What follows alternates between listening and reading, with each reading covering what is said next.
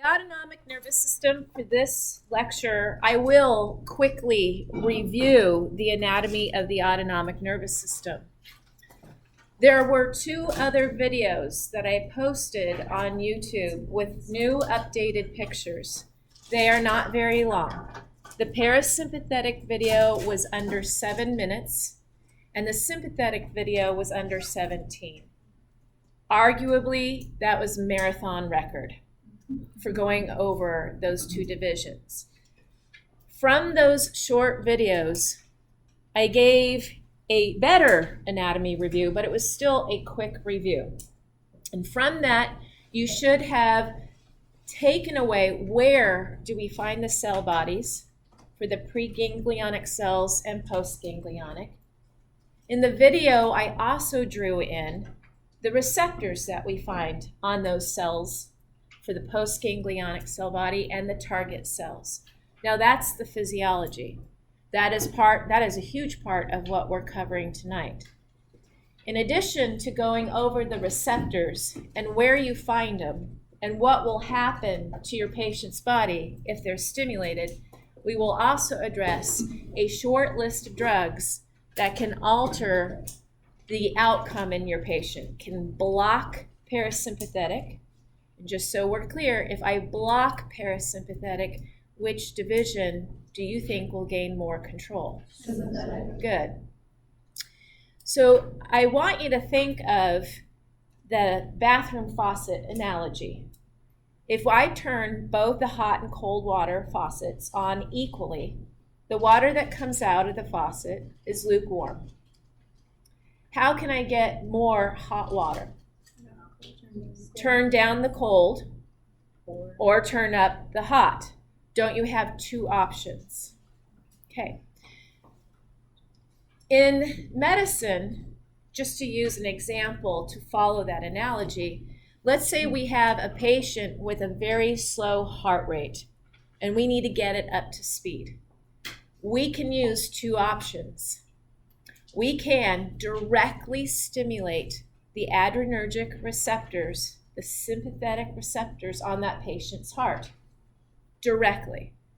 We can also block parasympathetic. And by doing that, we give even more control to the sympathetic division, but indirectly.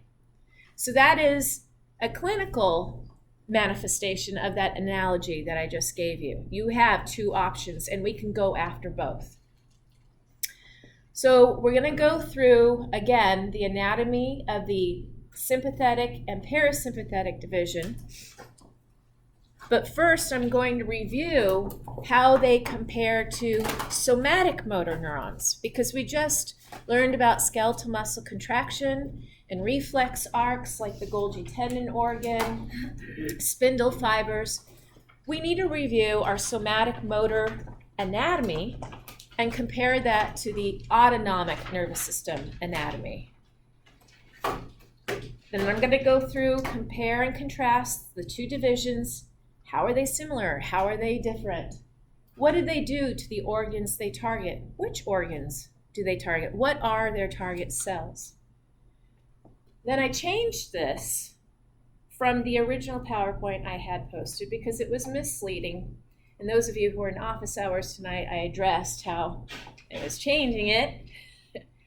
We're going to talk about drugs that can target receptors that are on the postganglionic cell body, like nicotinic acetylcholine receptors. Then we'll also address drugs that can target receptors on the effectors as well. So we're going to go through muscarinic acetylcholine receptor drugs. We'll go through adrenergic receptor drugs. We'll talk about drugs that target alpha-1, alpha-2, beta-1, beta-2, beta-3. It seems like such a short lecture. It is. No. So we're going to start with looking at a somatic motor neuron. With a somatic motor neuron, we find the cell body, the soma, in the CNS, either from brain nuclei or in the ventral gray horn. That is where we find the somatic motor cell body.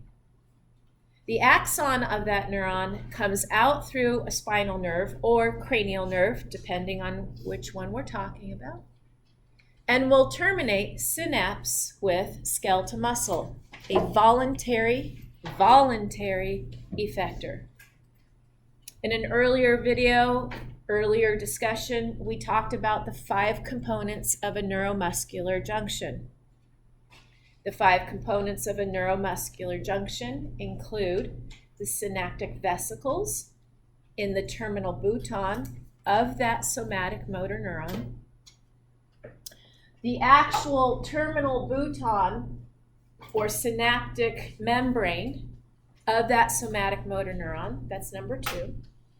Number 3, we have the synaptic cleft.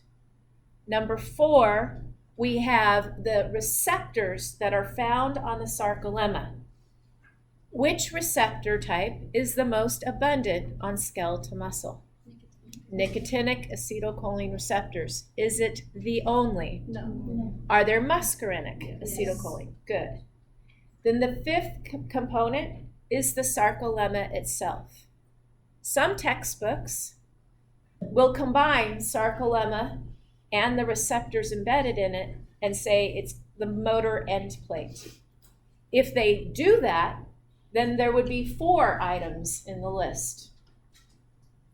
The autonomic divisions, they have a 2-neuron chain. And we're going to use that as a rule. I will admit later on in the video that it looks like there is an example where the 2-neuron rule is broken, where it looks like it's 1 neuron targeting a target cell. The adrenal medulla looks very misleading that way, but I assure you it is not an exception. It is not. It is still a 2-neuron chain rule. Something to remember, common things. The autonomic nervous system, this 2-neuron chain pathway, ultimately leads to targeting involuntary effectors. At this point, you should be able to rattle off your involuntary effectors. Rattle them off. Glands, smooth muscle, cardiac muscle, adipose tissue. That's glands. Yep. So those are our basic core of involuntary effectors: cardiac, smooth, glands, adipose tissue. But as I continue on, you will realize that both divisions don't innervate these involuntary effectors dually. We can have some of these involuntary effectors where only one division has the master control over them. So, and that's important to remember. Are we talking about an effector where only one division speaks to it, communicates to it? Or are we talking about involuntary effectors where we have dual innervation? And if it's dual innervation, that's where our water faucet analogy comes into play. How can we manipulate that organ that is dually innervated? You can appreciate maybe the importance of why, if an organ is dually innervated, why that organ must have different receptors to respond to these 2 different divisions, and as we learned, different second messenger systems. That organ needs to know clear as day which division is taking more control over it and how to change its physiology. It has to know. It starts out very scary. It starts out that the 2-neuron chain, the first neuron for both divisions, releases acetylcholine. So right there, they're starting out almost identical, at least on a chemical level. On the second cell, called the postganglionic cell, both divisions use nicotinic acetylcholine receptors to bind to that acetylcholine. So again, it's starting out chemically looking the same. But the postganglionic cells are going to be different for the most part. For the most part, we see the sympathetic division using catecholamines like norepinephrine and epinephrine. But there will be an important exception. There is a region on your body where it is under control of your sympathetic division, but it uses acetylcholine as its neurotransmitter to target the involuntary effectors, and I'll be sure to point that out. The parasympathetic division is a much gentler division. I mean, if you just look at the 2 videos that I made for you, parasympathetic was under 7 minutes. It's not very sexy. It's very simple.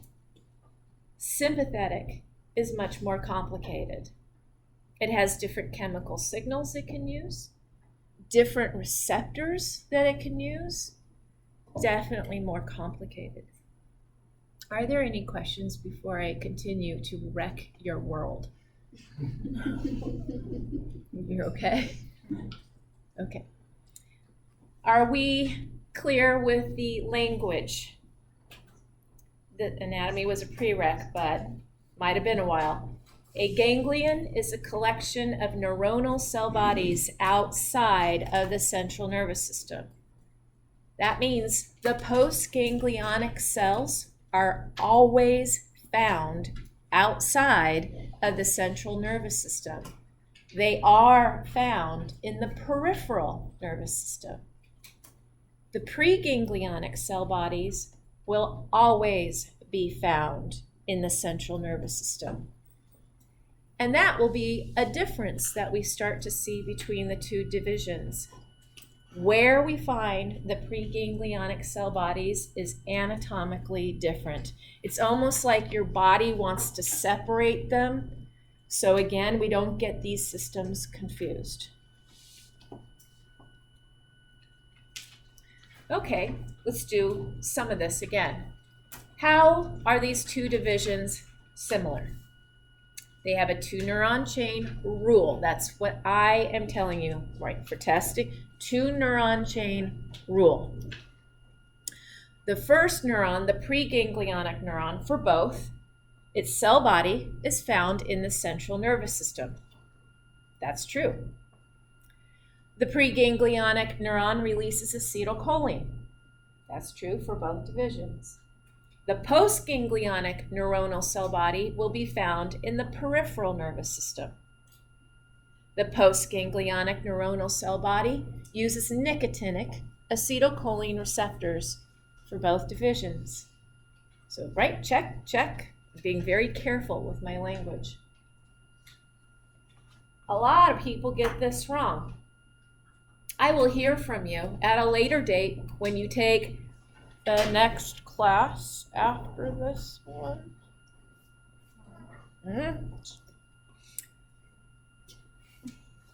And you will come back to me in a text, usually you're yelling at me.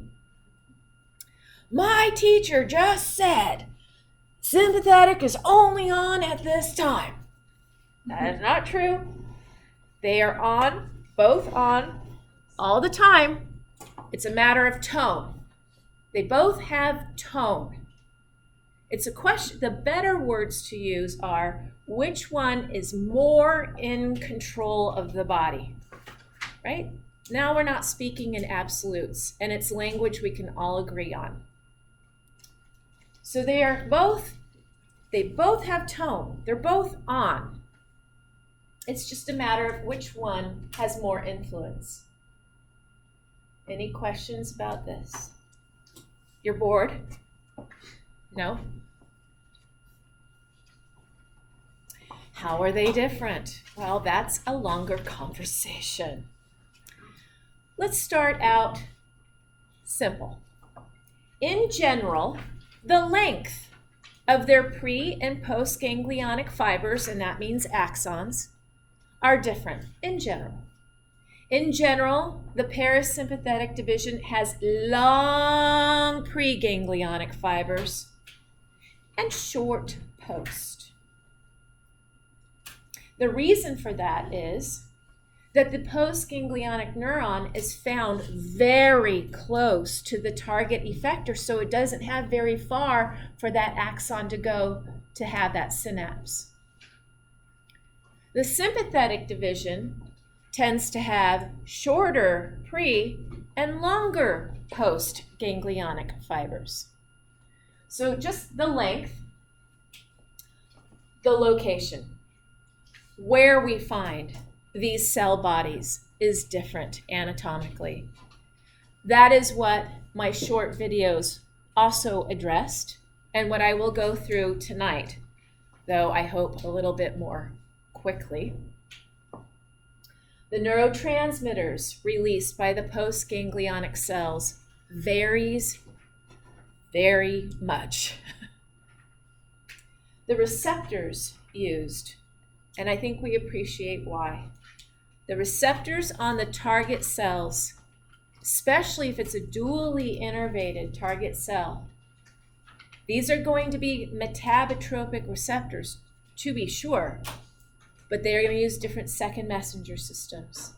And that alters the physiology so that target cell or organ knows, clear as day, which division is taking more control. Okay.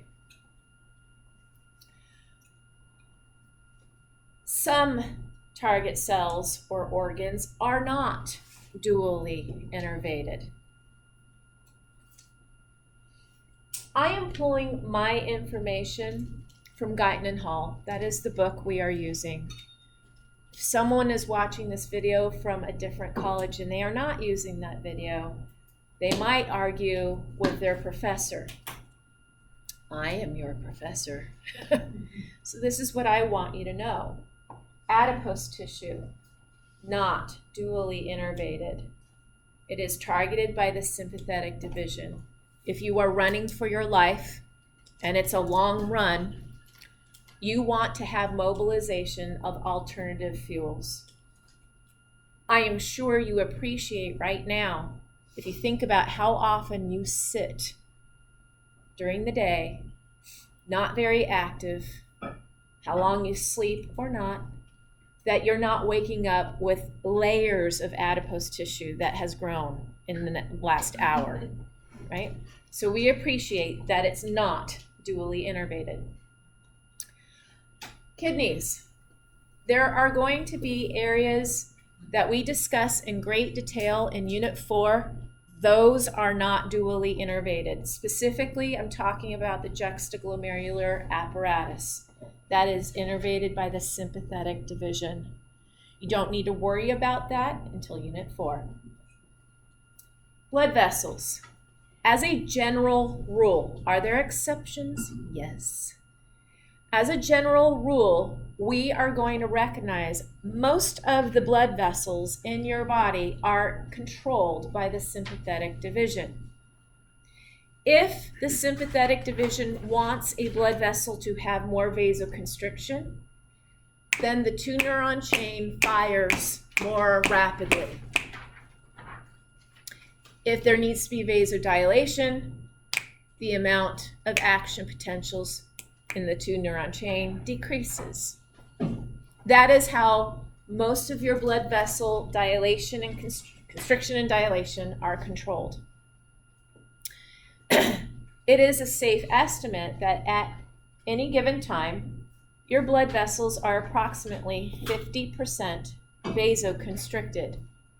Again, even right now, resting, that should definitely reinforce that both systems are on, that there is tone, even in you right now, for the sympathetic division.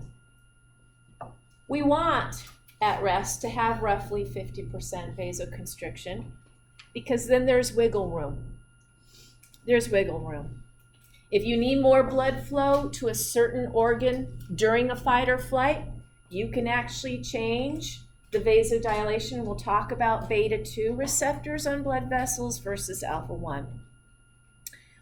Or if you need more blood pressure, like what happens in a fight or flight moment, you can then have more blood pressure by vasoconstricting other blood vessels that aren't leading to necessary organs. blood pressure definitely elevates when you're running for your life, when you're scared. So there's wiggle room. That's why we're going to say blood vessels under control of sympathetic division. And its amount of discharge. More vasoconstriction, they are firing more rapidly. Both neurons. Less vasoconstriction, reduce the rate of firing.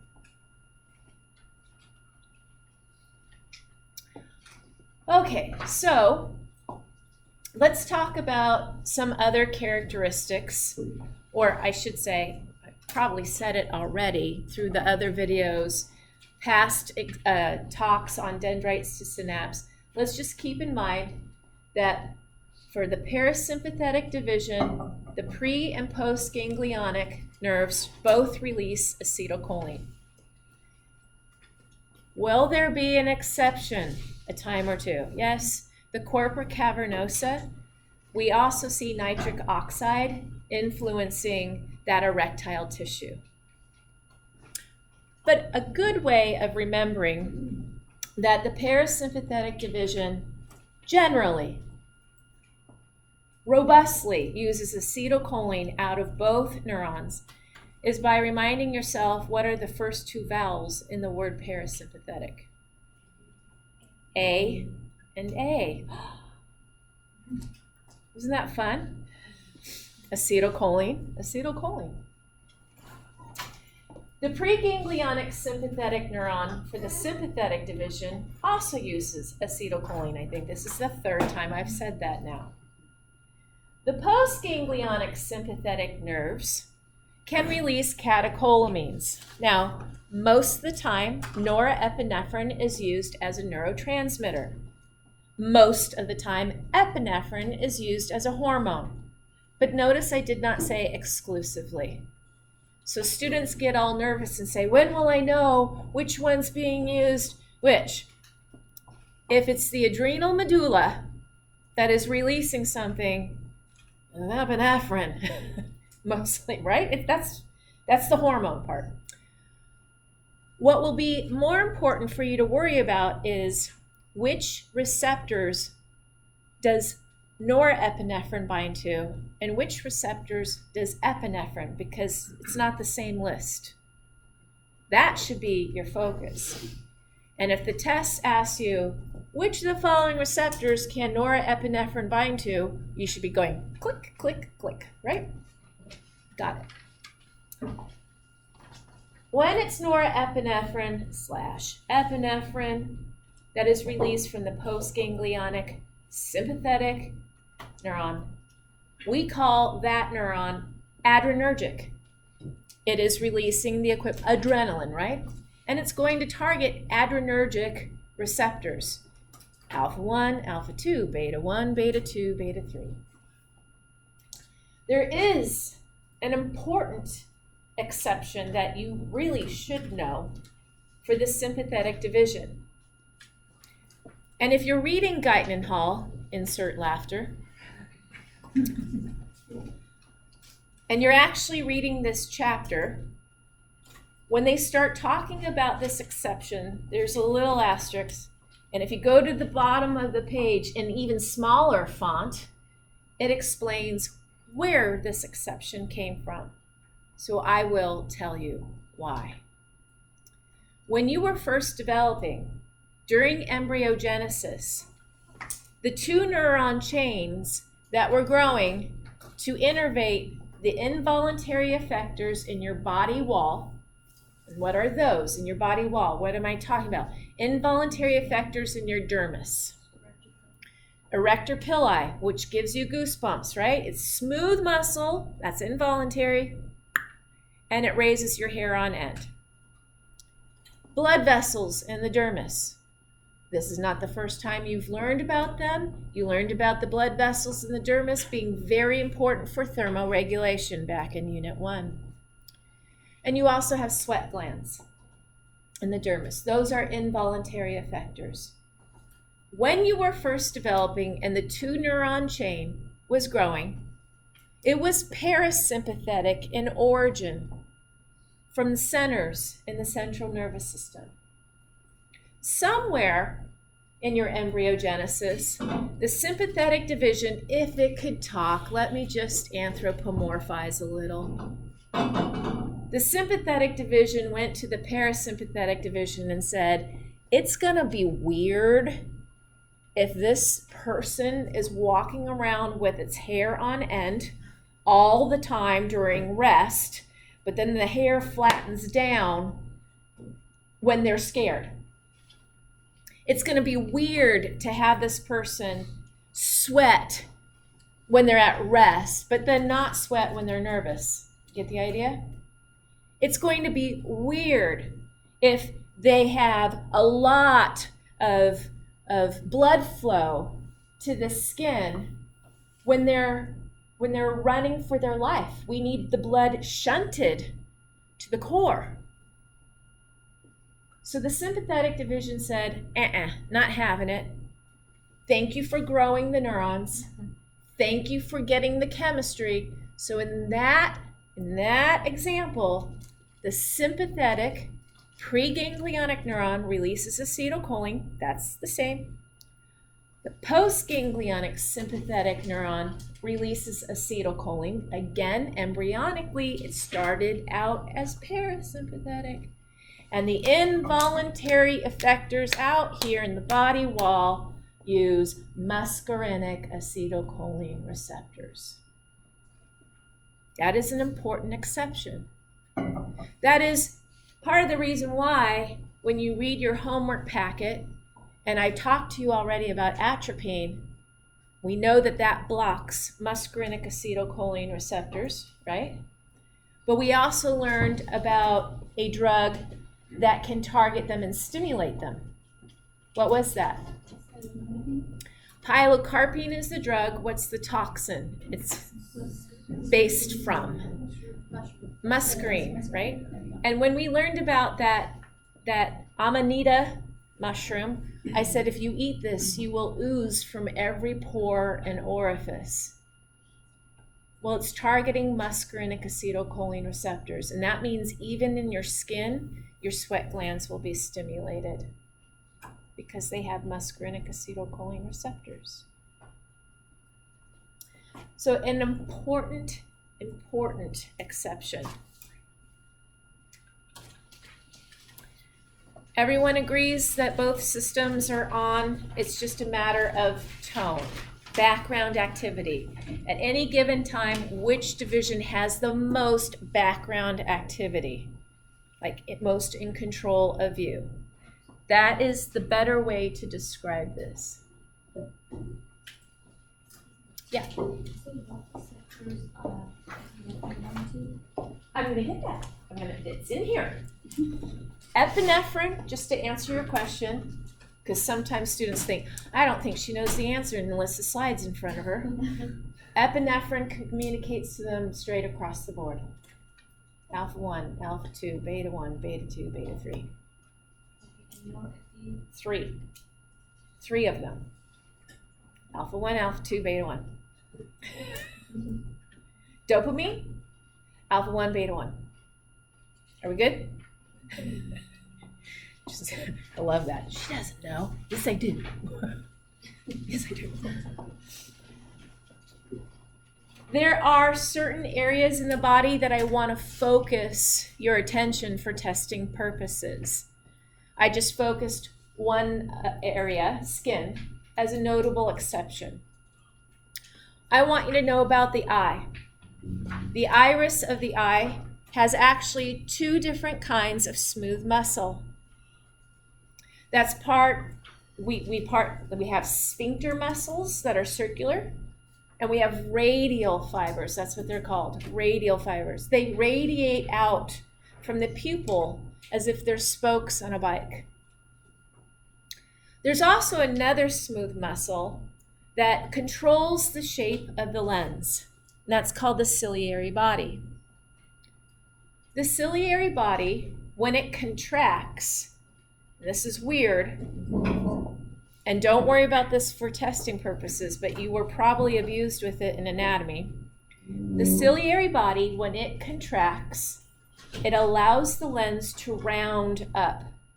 It doesn't seem right because the ciliary body had those suspensory ligaments anchored into the lens, and you would think if the muscle contracts, it would flatten the lens, and in fact, it rounds it up.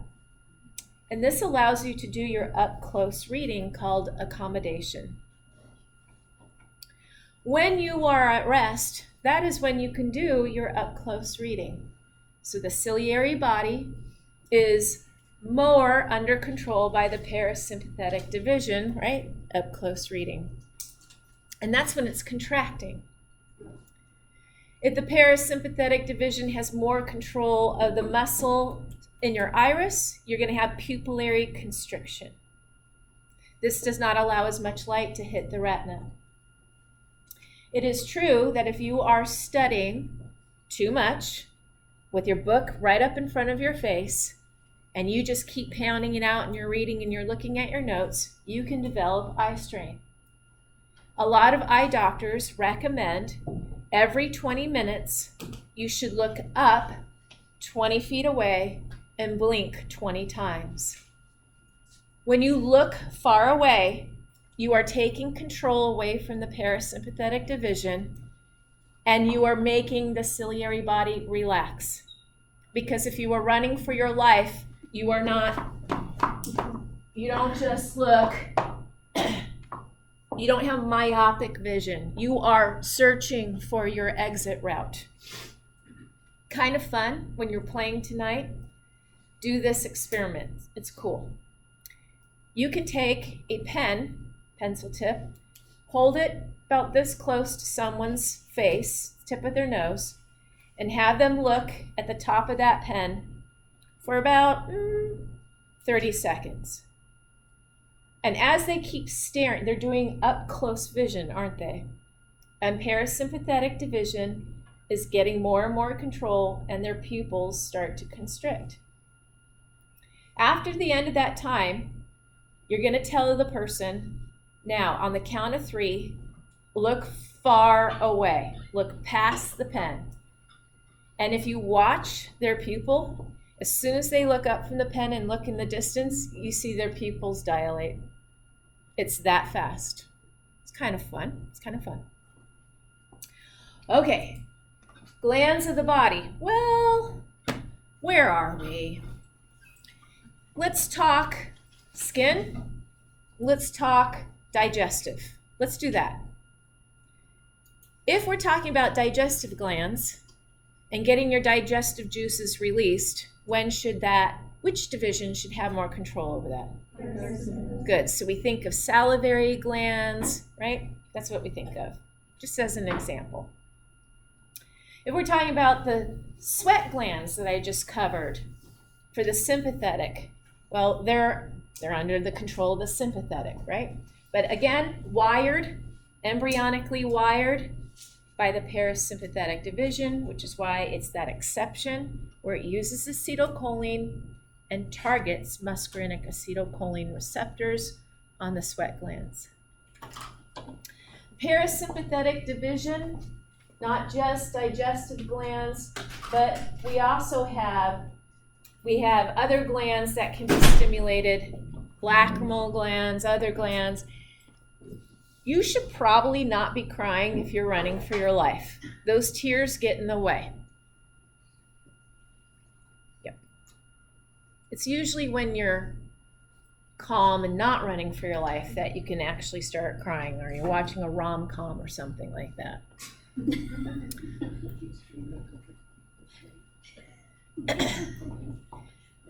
So GI tract, I'm not talking about digestive glands at this point. I'm just talking about gut motility. In your homework packet and in our lecture, we talked about the kinds of gut motility. If you are running for your life, that is probably not the opportune time to have one of those mass movements we talked about that the large intestine can have, and you turn to your predator and say, time out, I have to go big potty. Let me finish and then we'll resume. Doesn't happen. Do some animals lose control of their bowels when they're running for their life? Yes, generally speaking, we do not. But in that case, it is actually being used to deter the predator, because what predator wants to eat a meal that is pooing?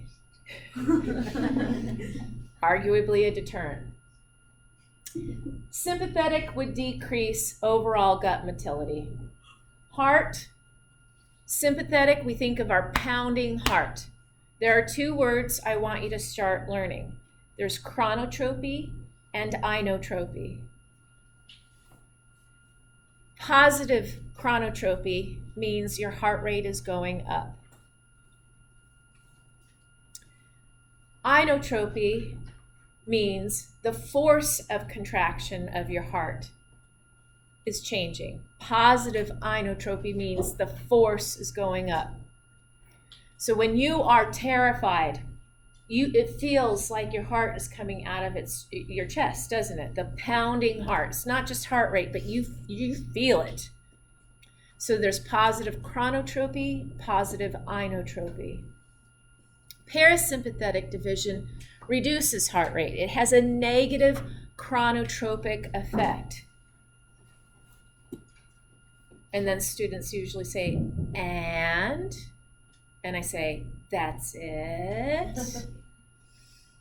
And they say, well, why doesn't parasympathetic division control inotropy? Well, that's bless you. That's Thursday's lecture. Your heart rate can get quite low.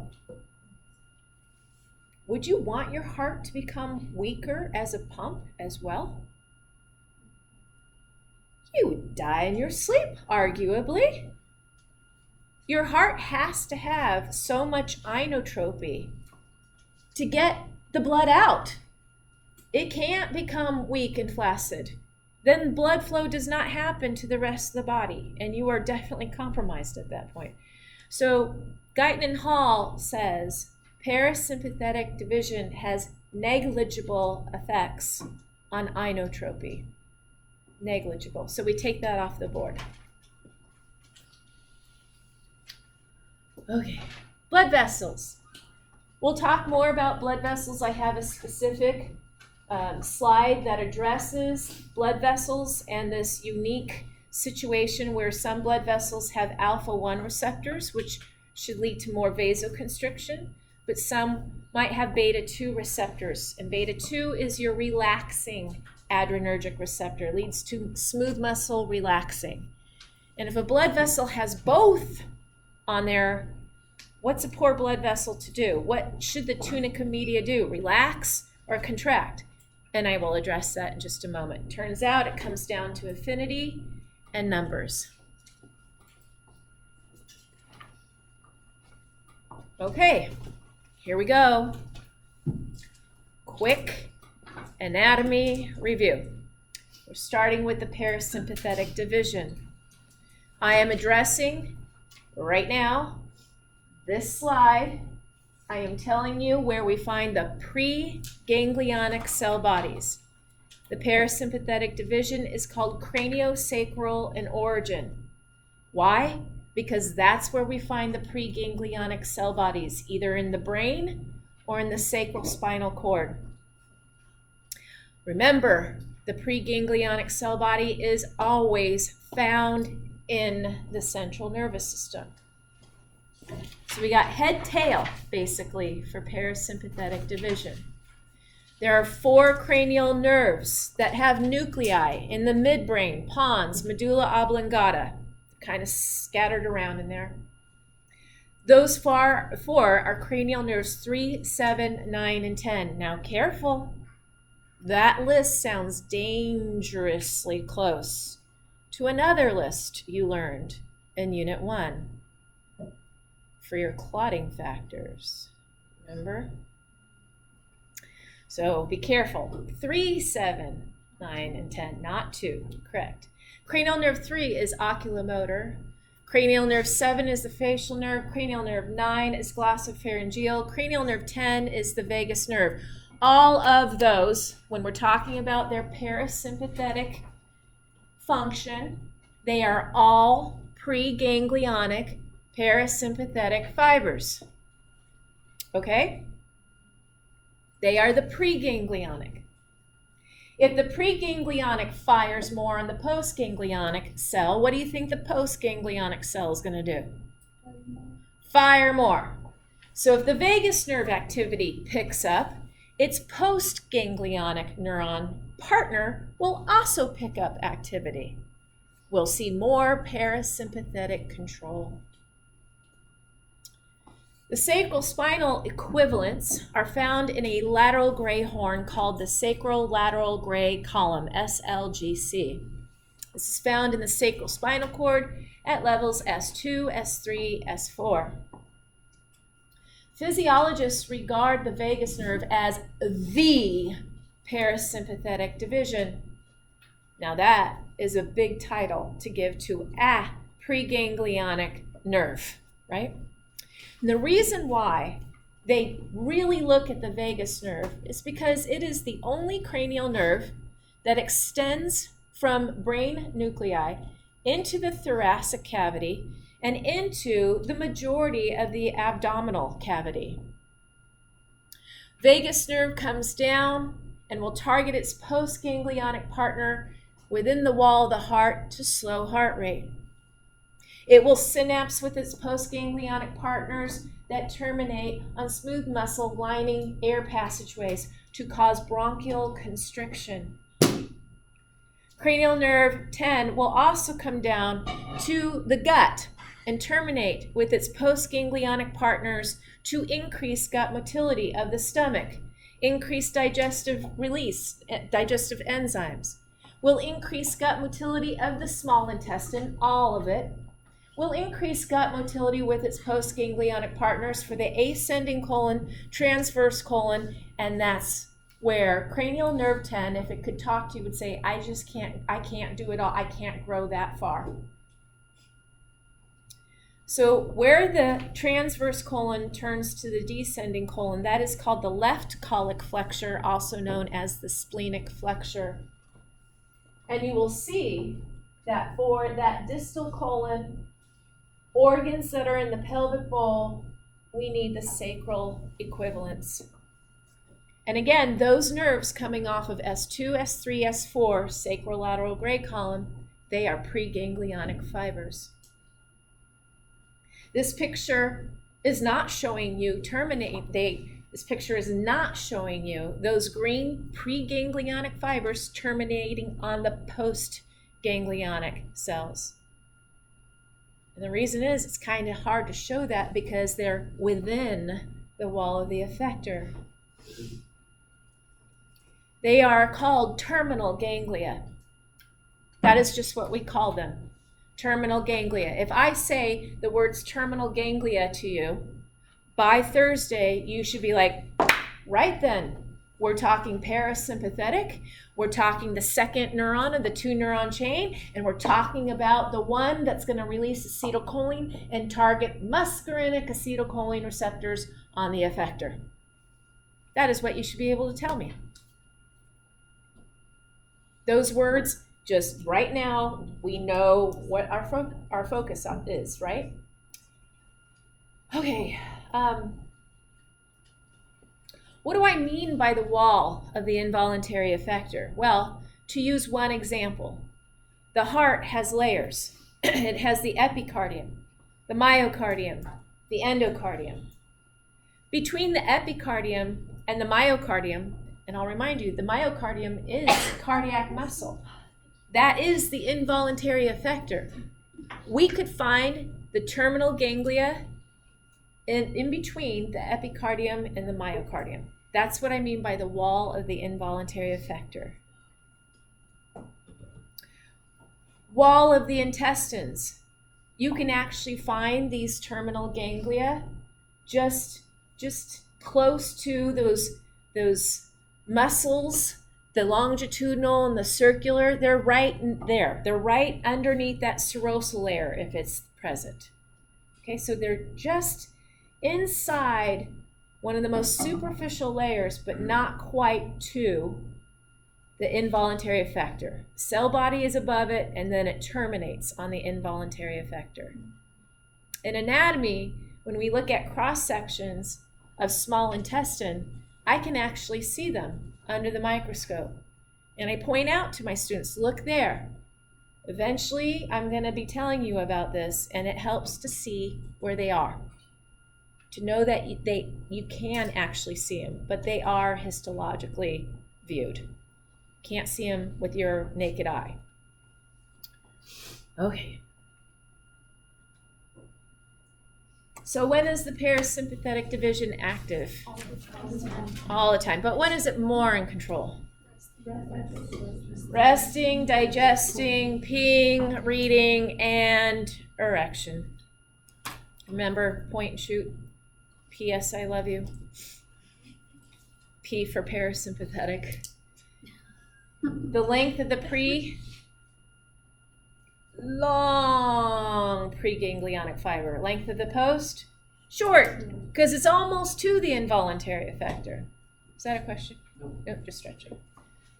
Where do we find the cell bodies of the preganglionic nerve? Okay. Nuclei for cranial nerves 3, 7, 9, and 10 coming off. They're found in the brain stem, midbrain, pons, medulla oblongata. Where else? Sacral equivalents, the lateral gray horn, S2, S3, S4. Where do we find the postganglionic cell bodies? In the walls of the involuntary effectors. What are they called? Terminal ganglia. Do the nuclei for cranial nerves 3, 7, 9, and 10 that have these parasympathetic centers have names? Yes, they have names. Do you want me to add that to the list of things you need to know? I didn't think so. So let's just agree with cranial nuclei, okay? Neurotransmitters released. Easy. Acetylcholine, acetylcholine. Good? Good. Sympathetic division. A lot more complicated. Of course it is. It is called thoracolumbar in origin. That is because we find the preganglionic sympathetic cell bodies in the spinal cord at levels T through L2, T1 through L2. So all the thoracic region and L1, L2. So it'd be T1 through T12, L1, L2. Big section. Where are they? A lateral gray horn. But anatomists and physiologists said that lateral gray horn looks a lot like the sacral lateral gray horn. We should name it something else. And they called it the intermediolateral cell column. So if I say IMLCC, you should immediately, with practice, go, right then, we're talking sympathetic, where we find the preganglionic cell bodies. T1 through L2. What do you want to know, Kara? Now, those fibers have got to terminate on the second neuron, the postganglionic sympathetic cell body. Oh, the choices. There is no simple terminal ganglia. Nope, of course not. We have alongside your vertebral column on both sides, and it is macroscopic. I can take you, when we open the cats, I can pull all the viscera of the cats to the side. I can show you the bodies of the vertebrae, and alongside of them, they look like pearl necklaces, is a chain of ganglia. And that's called the sympathetic chain. And the ganglia are the sympathetic ganglia, the sympathetic chain. So that's one place where you can find postganglionic sympathetic cell bodies. Very close to the spinal cord. Close. Well, that's when some anatomists said, well, let's call it the paravertebral ganglia. Okay, so my joke in anatomy is there's usually 2 names for everything, every structure in anatomy, except for when there's 7. Sympathetic trunk ganglia, paravertebral. Same. But wait, there are other places that we find these sympathetic postganglionic cell bodies. There are clusters of them on abdominal vessels. There is the celiac trunk that comes off of the abdominal aorta. There is the superior mesenteric artery, and there's the inferior mesenteric artery. And we see these postganglionic sympathetic neuronal cell bodies sitting physically on top of those vessels. They are beautiful. They are macroscopic. You can pull one up with tweezers and see it. They look like cute little pimples you want to pop. And you all saw them. And I make my class see them as soon as we open up the cats, because I say, come here, come see. Because next time you see your cats, they won't be here. Because the rest of the classes think it's just connective tissue that they're ripping through. These are cell bodies with nerves coming off, and they look like sun stars. They are beautiful. And it's not connective tissue is pretty easy to rip through. They're nerves. They were hard to get through. And they were neat to touch and feel. I remember what you did. Let's take off my gloves. I gotta touch it. But if you want to see those, we can open up a cat and I will show you. These are macroscopic structures. And it's so much easier to learn them when you can see them. It really is. Then it's not some obscure concept. So on top of the celiac trunk, you have the celiac ganglia, right? Their names are matching the vessel they're on. So they can be called celiac ganglion, superior mesenteric ganglion, inferior mesenteric ganglion. Or you can give them collectively another name. They are all collateral ganglia. Or you can give them collectively another name. They are prevertebral. I know. So in this case, they've got two general names, or we can specifically identify them.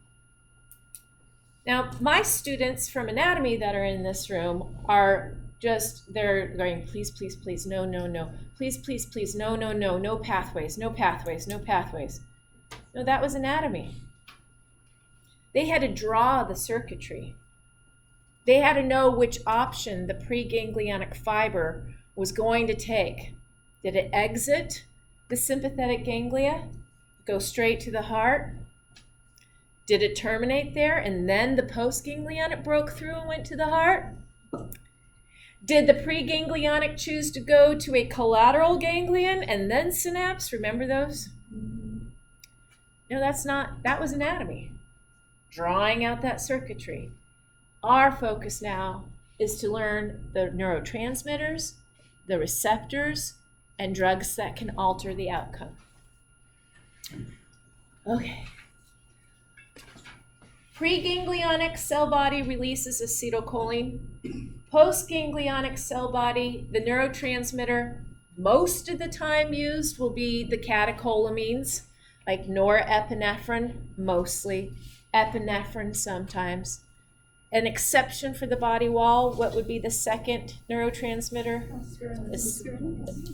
Acetylcholine targeting muscarinic acetylcholine receptors on the involuntary effectors. What looks like an exception is the adrenal medulla. It's hard to tell from this picture, but these are basically, this is a preganglionic fiber that comes out of the spinal cord and goes straight to the adrenal medulla. Preganglionic fiber innervates, terminates on the adrenal medulla. Students say, I'll call foul. That is no longer a two-neuron chain. It's terminating on a gland, an involuntary effector. And that's where I say, actually, the adrenal medulla is considered to be an extension of the central nervous system. The cells in the adrenal medulla have different embryonic origin. They are called chromaffin cells, and they actually have neuronal origins. So they are considered to be neuronal derived. They are then the postganglionic neurons. It is not an exception. It is not. And that's how I want you to know it for the test. The adrenal medulla is not the involuntary effector. It is where we have modified postganglionic neurons. And I could further prove that it is not the involuntary effector that is being targeted because it's going to release epinephrine, which then travels through the blood as a hormone targeting adrenergic receptors on involuntary effectors throughout the body. And this is the reason why the sympathetic division, when it has more control, your body reacts en masse, which means all together. E-N-M-A-S-S-E, en masse, all together. The parasympathetic division does not have that component to it. It doesn't. It doesn't have a gland that I told you about that releases acetylcholine as a hormone. It doesn't. And that will be important to remember when we get to Thursday's fun lecture. It is a fun lecture. And it is sympathetic and parasympathetic division all over again, but focused on the heart.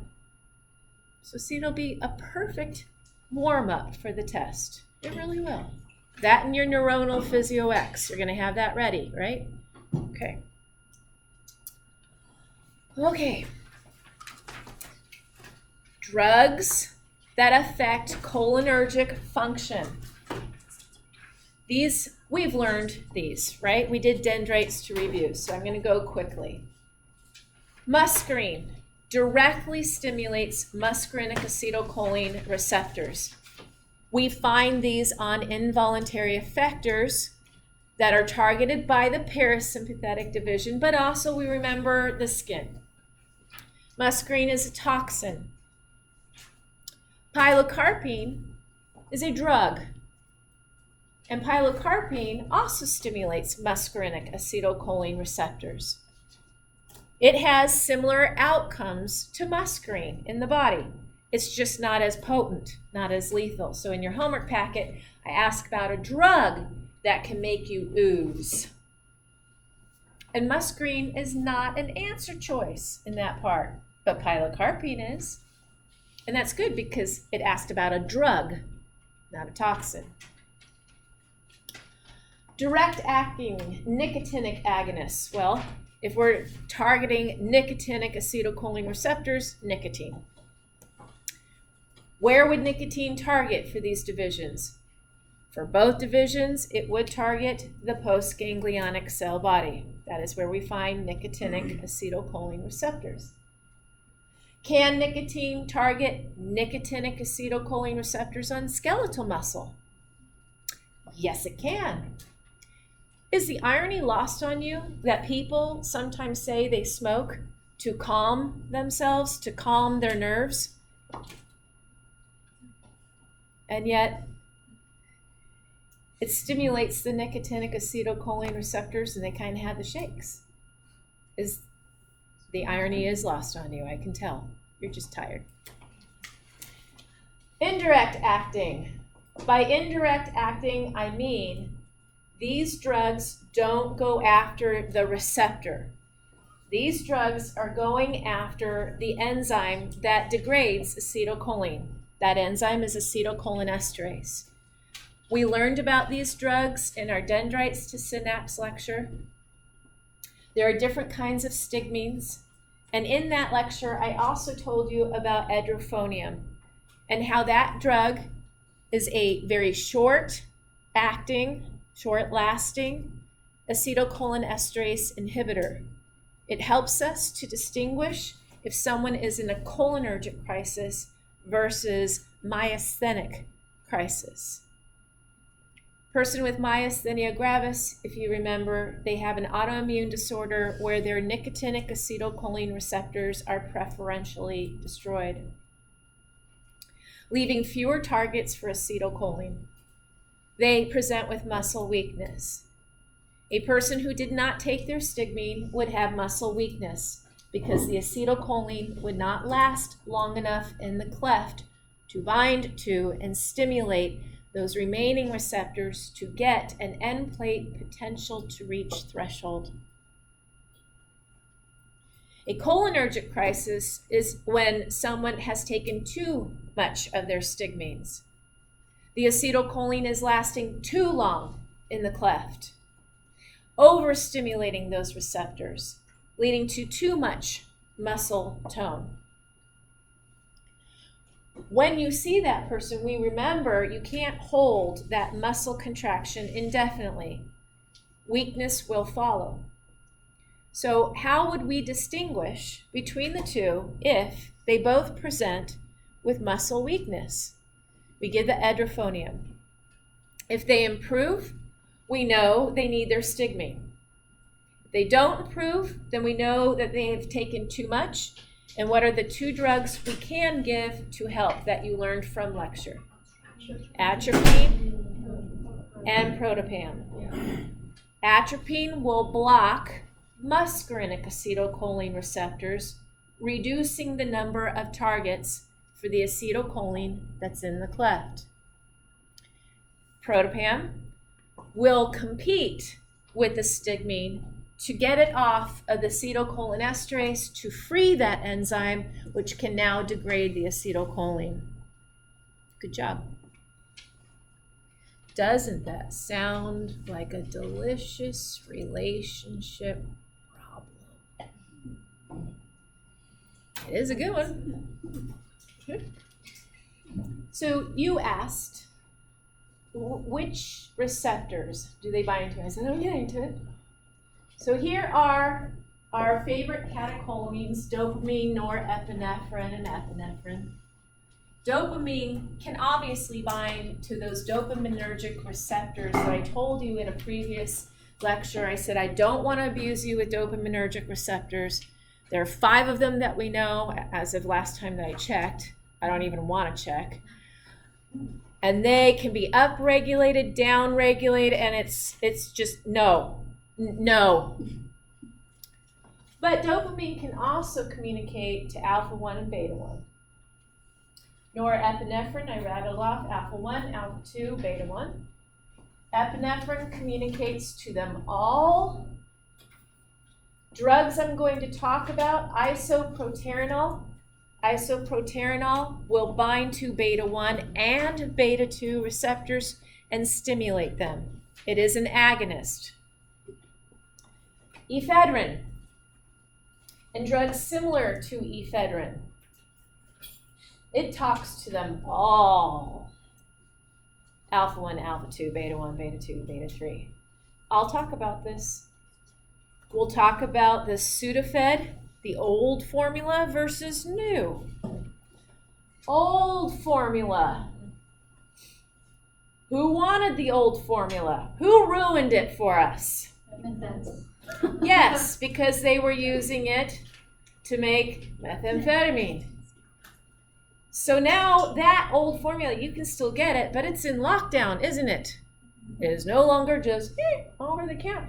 You have to go to the pharmacy, you have to show your driver's license, and they are monitoring how much you are buying, where you are buying it, and they connect the dots.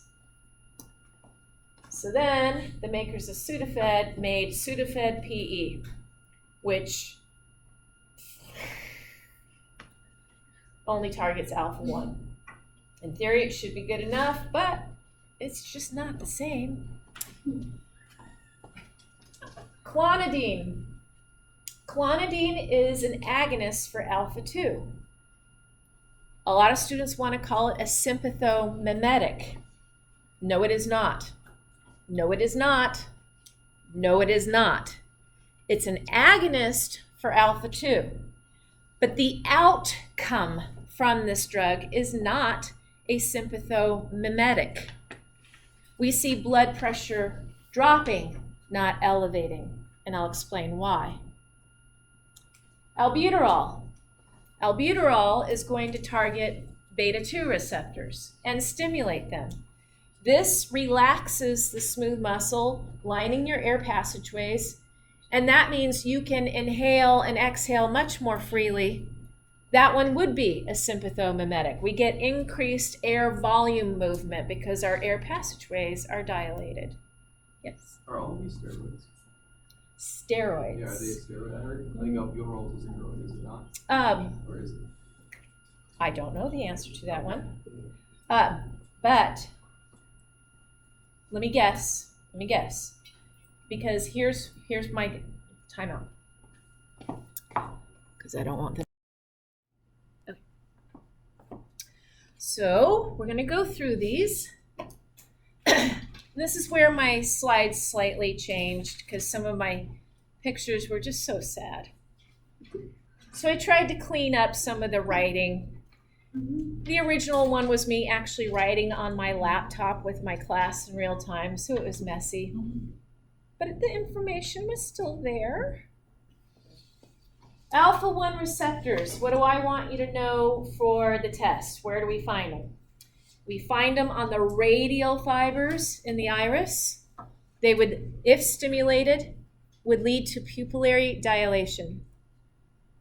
We find alpha-1 receptors in the gut, like sphincters that regulate chyme moving from one section of the gut to the other.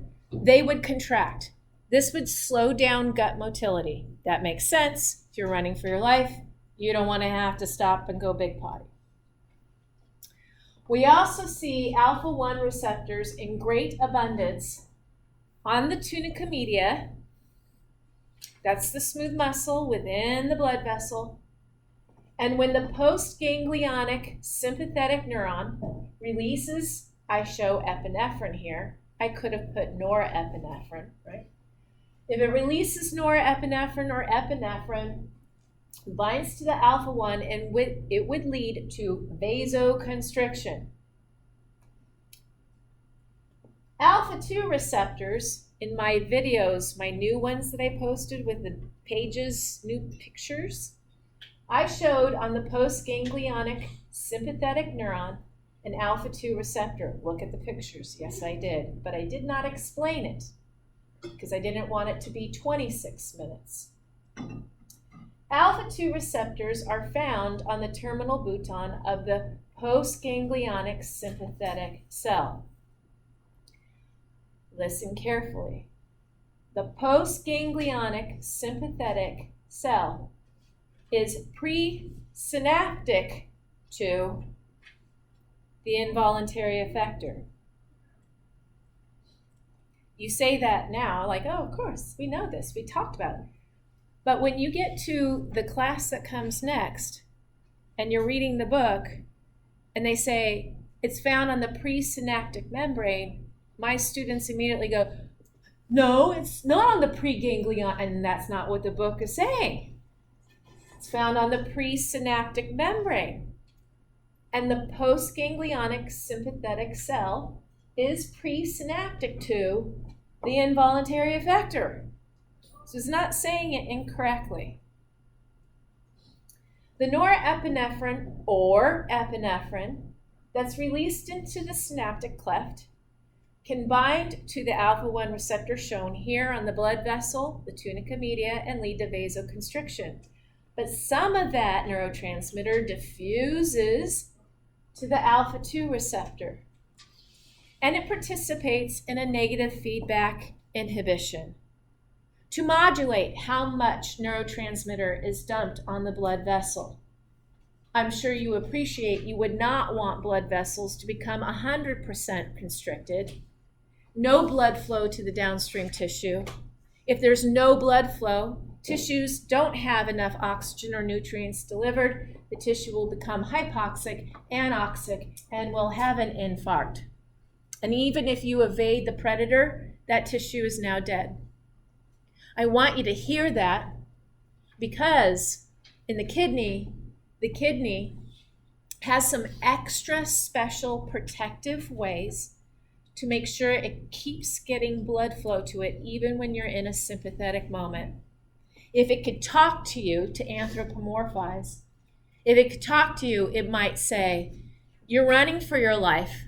I get it. Right now, making pee might not seem like a necessary function. But if you shut me down of my blood flow too much, if this body survives now and I become hypoxic, anoxic, and parts of me start to die, then I can't do my job for you later. So think of this as modulation. We don't want too much. Now, clonidine is an agonist to alpha-2, but it is not a sympathomimetic. When clonidine binds to this alpha-2, what does it tell the upstream, this postganglionic neuron? It tells it to release less norepi and epinephrine. And if it's releasing less, then the tunica media relaxes and we get vasodilation. Clonidine is a drug that can be used to treat hypertension, but as I was going down bunny holes, I had a few students texting me all morning from my other class. They found some errors in the answer key before I give it to you all, so you should appreciate the Monday, Wednesday class. They did some hard work. So as they're texting me back and forth, and I'm saying, oh, you're right, good catch, or no, I'm right. I was like, what else is clonidine used for, I wonder, because I happened to be on the slide. And I found a clinical paper that it's actually used to treat traumatic brain injury victims. Turns out traumatic brain injury is the leading cause of death and what else was I say? Leading cause of death and immobility or something like that in young people. And oftentimes what happens in these people, and it's a prognosis of how well they'll recover, they get these sympathetic storms where it's just a lot of epinephrine and norepinephrine, and their blood pressure goes up, their heart rate goes up. And the more of these they have, the worse their prognosis. The longer they'll be in the hospital, the less likely they're going to recover fully. So it's kind of interesting. And they use clonidine to treat those patients because, again, it'll temper how much epinephrine is being released by those nerves. And clonidine, interestingly, is lipophilic. It can cross the blood-brain barrier and even target those cells in the brain. So I thought that was interesting. It's not on the test for this semester. I know. Don't you feel lucky? Because I already printed the test up, but I just thought it was cool. So I've seen sympathetic storms in the ICU. So I was going to say, like, this is really relevant. It is relevant. I know. It's totally relevant. And the nurses were trying to explain to me what a sympathetic storm was, and I'm like, I don't know yet. It's just a whole bunch of epinephrine, norepinephrine being released, and the body reacts en masse. And it's just, it's a raging sympathetic response that is uncontrolled, and can last for quite a long time. And you can appreciate how that can have deleterious effect. Could you imagine going through a raging sympathetic response all the time? That's going to have damaging effects. We're not supposed to be like that all the time. Is it like similar to a panic attack? No, sympathetic storms are much more intense. Right, like a mild. So panic attacks are still a sympathetic response. Don't get me wrong. Arguably, you probably don't need clonidine. Maybe a good benzo. Mm-hmm. Yeah. Beta receptors, where do you find them? How many hearts do you have? Okay, so beta 1 receptors on the heart, one heart, it beats for you, beta 1. They are the most abundant adrenergic receptor. They are not the only, but for testing purposes, we're going to think exclusively. How many lungs do you have? 2, beta 2. So I want you to think of, and lungs, they're They participate in breathing. So those receptors are found on the smooth muscle that lines your bronchioles. Beta 2 is your relaxant. So the smooth muscle is going to relax. Where you see beta 2, think relax. In the lungs, bronchial dilation. Beta 2 will also appear in a slide coming up. It is found on blood vessels as well, and I'll address that in just a moment. Beta 3. Where do you find beta 3? Adipose tissue. So I think you got a lot of adipose tissue, and I think B for obese, because you don't want too much of it. And beta 3 is going to respond to epinephrine and help mobilize fatty acids to be used as an alternative fuel. The pictures up there that you saw of the kidneys, we'll address that when we get to Unit 4. Here's the fight I was alluding to between alpha-1 receptors and beta-2 receptors that can be on tunica media of blood vessels. True. When we see this, it seems like it would be a fight, that they'd be antagonistic. But there are two things that kind of clear our thinking. Beta-2 receptors are less abundant than alpha-1. Beta-2 receptors have a higher affinity for the epinephrine than alpha-1. So if epinephrine or even norepinephrine is around, norepinephrine, no, we're talking epinephrine.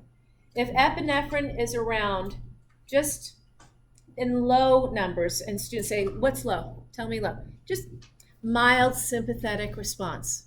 Patrick's panic attack. I don't know.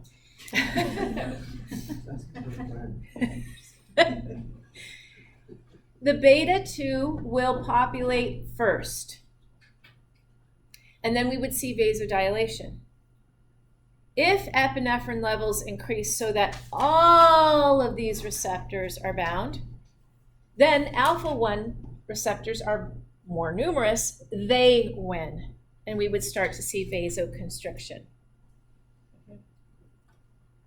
I just merely ask a question on the test about this phenomenon. I don't ask you where. I just say, consider a blood vessel that has both. Blank receptors populate first. Beta-2.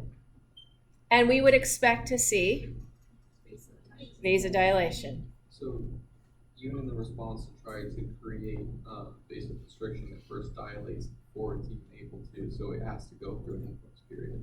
Correct. Like a focus. Correct. But if the epinephrine levels are mounting, this is going to be short-lived. It'll be like very negligible. And then we go right back to vasoconstriction. Yep.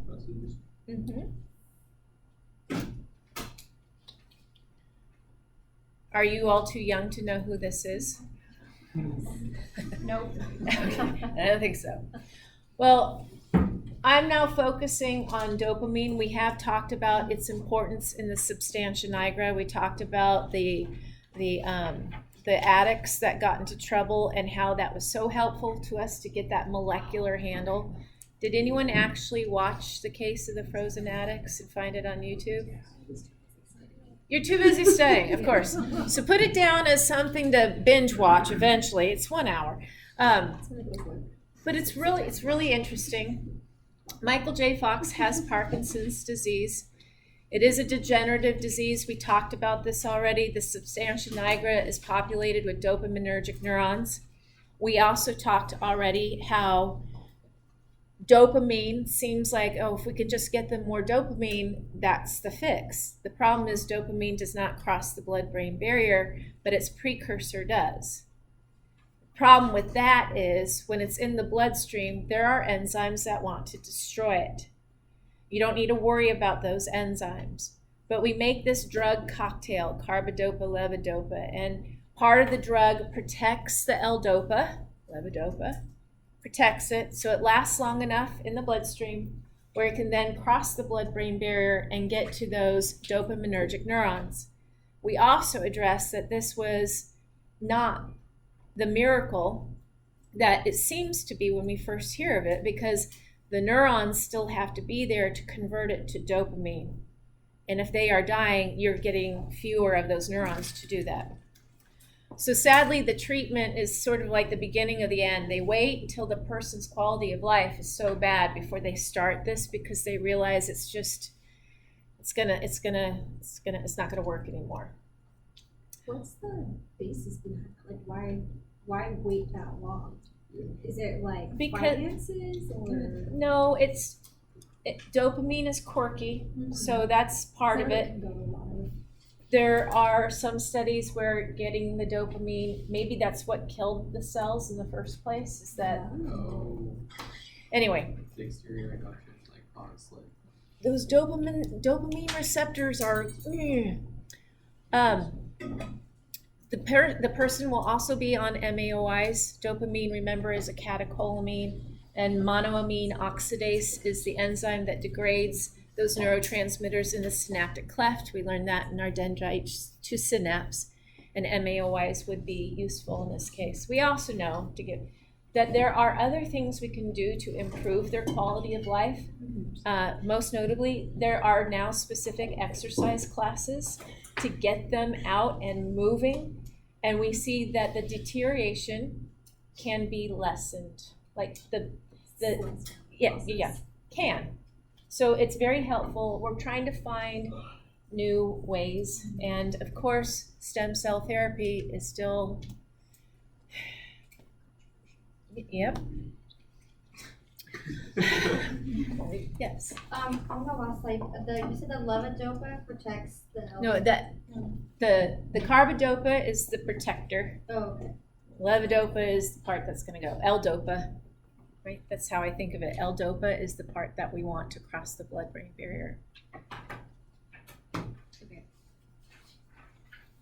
I do not ask you which one protect. It is a cocktail drug. It is together. Carrier to protect. L-dopa crosses the blood-brain barrier. Yes, carbidopa. Yeah.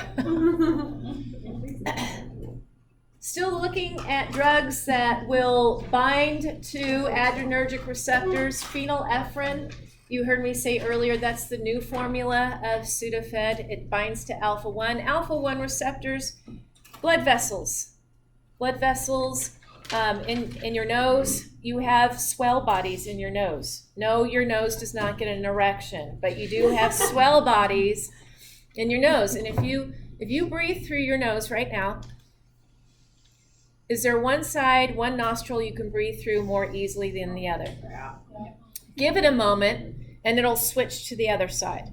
So these erectile bodies switch off, and their job is to warm, humidify the air, and when they're doing their job, they in turn get dried out. So they kind of take turns and they cycle back and forth. When you start to get nasal congestion, your blood vessels are engorged with blood, and then you can't breathe as well, and that's why you're congested.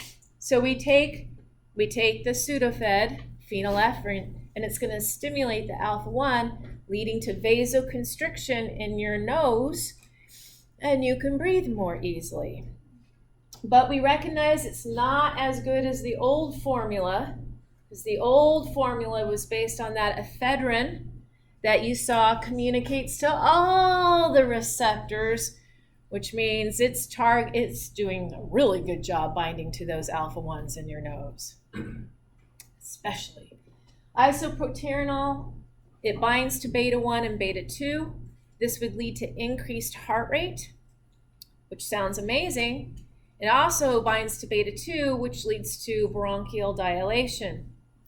So isoproterenol might be good for a person with asthma, but contraindicated if someone has already an elevated heart rate and force of contraction. Right? Might be contraindicated if they have hypertension. Dopamine binds to alpha-1 and beta-1. We saw that on the chart. It can be used if someone has hypotension, too low blood pressure. It can bind to the alpha-1 receptors and cause vasoconstriction to bring blood pressure back, and is oftentimes used if someone has been given too much phentolamine, which I will talk about on the next slide as an interesting story. Albuterol has less crosstalk. Albuterol is more selective, certainly more than isoproterenol. It will go to beta-2 receptors, which is why it's the better drug to give a person with asthma to lead to the bronchial dilation. I talked about ephedrine and why other people ruined it for us because they tried to make amphetamines, methamphetamines from it. It leads to actually more, it's metabolized into norepinephrine. Anyway, it's sad that others had to ruin it for us. That's usually the case, right? Can't put your seat back in the airline anymore. Anyway, so now I'm going to blockers, alpha blockers, phentolamine. In your old PowerPoint, I said cheap Viagra. It's also in your PowerPoint that way. It blocks alpha-1. If I block alpha-1, it leads to vasodilation. This is useful for treating erectile dysfunction because it leads to more blood flow to the man's penis even, and that helps with the erection. Now, again, as I was texting back and forth with a Monday-Wednesday class, I was like, I always say in my class that it needed to be injected, and I know that's not true, but I want to look at what is the alternative. And when I looked into it, what has changed since the last time I did this is that they now call this trimix. Now, if you say trimix to a person who's a scuba diver, they will have a totally different thought process. And you will learn about trimix for scuba divers in Unit 4, which is why I'm bringing it up. Trimix to people with erectile dysfunction is a mixture of 3 drugs. I only want you to worry about phentolamine. But because I went down the rabbit hole, I thought, what are the other 2? Turns out, I forget how to say, I put the emphasis on the wrong syllable. This drug, I always want to say papaverine. That is not paraben. Paraben. Yeah, okay. It's an opioid. It's an opioid. And it prevents vasospasm, but they also, in the trimix with phentolamine, they give PGE1. They call it by its chemical, its other name, but it's prostaglandin E1. Now, that one's kind of cool because in Unit 3, you're going to learn about cardiovascular disorders. And some newborns need to keep their ductus arteriosus open. And you'll hear in one of the videos, because I make you watch it, fetal circulation was part of anatomy. Anatomy was a prereq. Don't make me keep saying this. But when we need a newborn to have a patent ductus arteriosus, this is the prostaglandin we give them. Kind of cool. So this trimix pulled up a paper. Those of you who are in office hours, you saw me abuse Professor Huntley with this paper. I said, turns out that a lot of who has erectile dysfunction, probably easier to say who doesn't, but clinically we see men, obviously, with uncontrolled diabetes like type 2. They had the central obesity, erectile dysfunction for diabetics, men, male diabetics. That is a complication.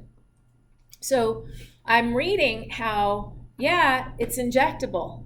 For the most part, it's injectable. That's so. Imagine that. Hey, honey, you ready? And in this clinical paper, that doesn't scream "take me now," does it? But in this paper, they talked about how men who are obese can't see their penis. No, seriously. Apparently, it's a problem. Makes perfect sense. And so for them to get the needle to the corporate cap, they're missing. And then they're getting scar tissue, so then they get the Peyronie's disease, the penis that bends. So it's not funny. But at this late hour it is, right? You're like, way to end the story, Kara. So now they have a gel. They have a gel. So apparently slathering it on is a lot easier than...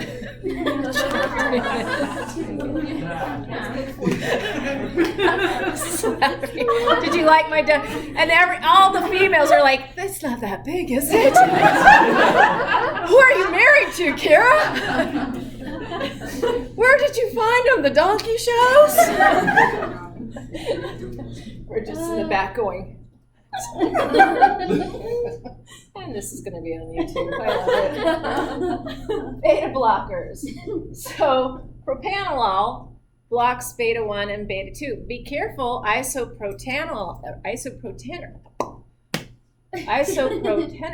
and propanolol sound very similar and are difficult to say.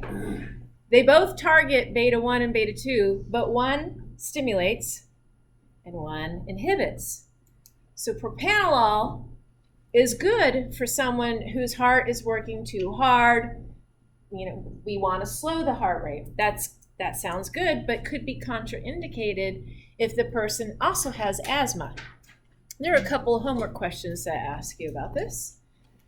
Interestingly, this propanolol, when I was looking up clonidine, was also in that paper talking about traumatic brain injury and sympathetic storms. And it is also lipophilic and crosses the blood-brain barrier, and so they use both to help these traumatic brain injuries patients. See, I learned a lot texting back and forth with people. You don't want me going down the rabbit hole. It's just not good.